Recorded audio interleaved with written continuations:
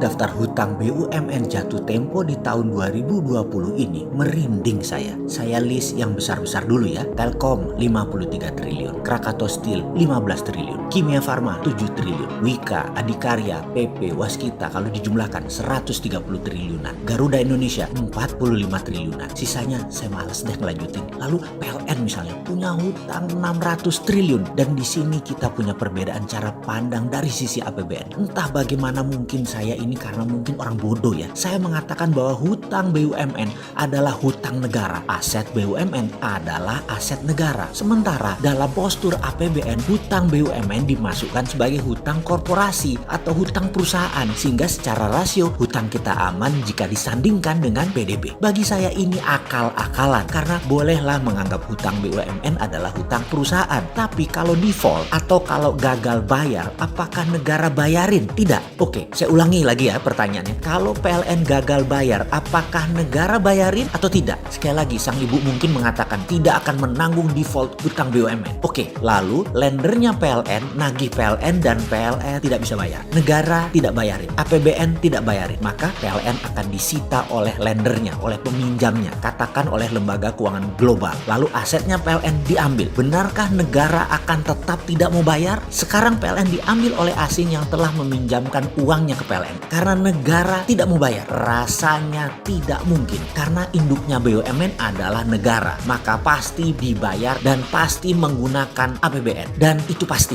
Harusnya hutang BUMN dimasukkan ke dalam APBN. Jujur, bagi saya pribadi, kalau benar pengelolaan keuangan negara mau jujur, BUMN adalah milik negara, masukkan hutang BUMN kepada APBN. Juga berikut asetnya dicatat di APBN. Inilah yang membuat saya jauh-jauh hari menyatakan ketidaksetujuan saya terhadap negara berbisnis. BUMN sebaiknya bukan kementerian. Yang kedua yang bikin saya mangkel lagi adalah urusan Konawe dan Morowali, yaitu tambang nikel di Sulawesi Tenggara. Memang di WA akhir-akhir ini ada tulisan beredar seakan-akan dari mantan menteri yang terdahulu, menteri senior yang memuji pertumbuhan ekonomi wilayah tambang nikel. Ada 50.000 tenaga kerja Indonesia di sana, di mana tenaga kerja asingnya yang dari Tiongkok itu hanya bekerja sektor konstruksi. Setelah selesai konstruksi mereka pulang. Investasi tumbuh dan pendapatan daerah menjadi tumbuh luar biasa. Begitulah dia menulis. Tadinya saya mau diam aja, tapi kok sepertinya jadi kayak bener tindakan itu. Ya terpaksa kita buka-bukaan lagi. Pertama saya minta izin dulu ya. Urusan tambang jangan ragukan pengetahuan saya walaupun hanya sedikit. Namun dua perusahaan tambang saya yaitu CaOH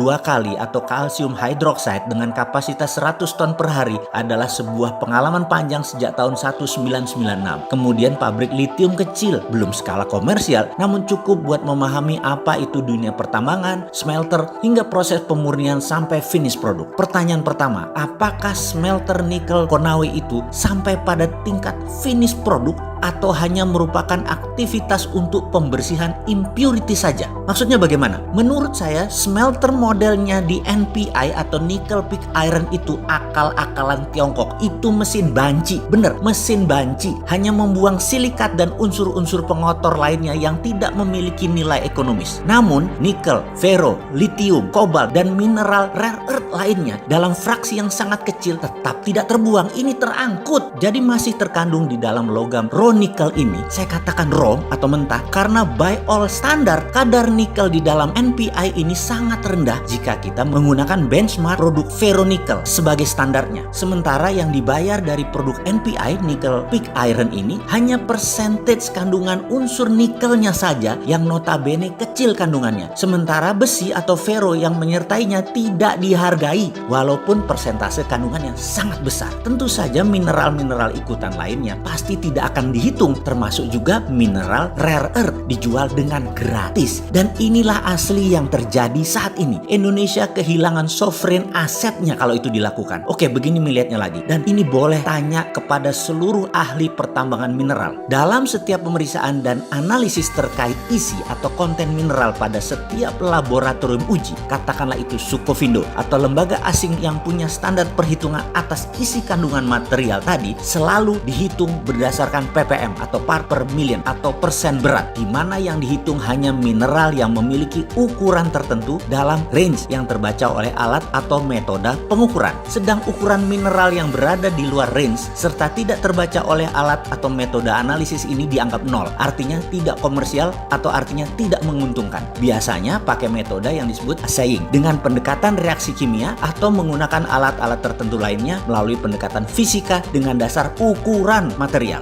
Pertanyaan sekarang, berani nggak menghitung konten material pakai EDAX sistem yang menggunakan spektrum warna? Di seluruh dunia, ketahuilah wahai pejabat yang terhormat, metode perhitungan isi kandungan mineral selalu menguntungkan pembeli. Karena itu mereka tidak pernah mau pakai sistem lain, maunya hanya menggunakan ukuran material saja sebagai dasar pengujian di laboratorium. Kita pemilik sovereign asset selalu dikadalin. Karena itu kalau saya sekali lagi dapat mandat nih, tak stop semua eksplorasi mineral ini. Tapi sebentar, jangan takut, nggak mungkin Sontoloyo ini dapat mandat. Ora minat belas, ambil tuh jabatan. Nggak pantas orang kayak saya ini. Jadi dalam hal ini, jangan bandingkan dengan 50.000 tenaga kerja Indonesia yang bekerja di sana. Lalu ada investasi 20 triliun sebagai sebuah kebanggaan. Pak, yang namanya investor duit 20 triliun itu ya harus balik. Kalau perlu beli pejabat, kalau perlu pejabatnya diajak masuk bisnis. Namun sebuah kepastian lain adalah aset kita, mineral kita, sovereign aset kita hilang karena silau dengan uang cepat itu pejabat. Kalau dari pendekatan income statement sekarang, kehadiran investasi asing merupakan subjek pajak dan royalti terkesan sangat menjanjikan. Namun coba lihat dari kacamata lain, untuk setiap material seperti biji nikel laterit ini, jangan hanya dilihat dari komoditi dagang atau trade commodities. Coba lihat dari kacamata mineral strategis. Mineral strategis pendekatannya bukan komoditi dagang yang dicatat sebagai revenue dalam income statement negara, tapi dicatat sebagai sovereign asset yang ada di balance sheet negara. Kalau dicatat sebagai sovereign asset, manfaat nikel di Morowali dan Konawe bukan untuk 50.000 orang, tetapi buat 5 juta manusia Indonesia.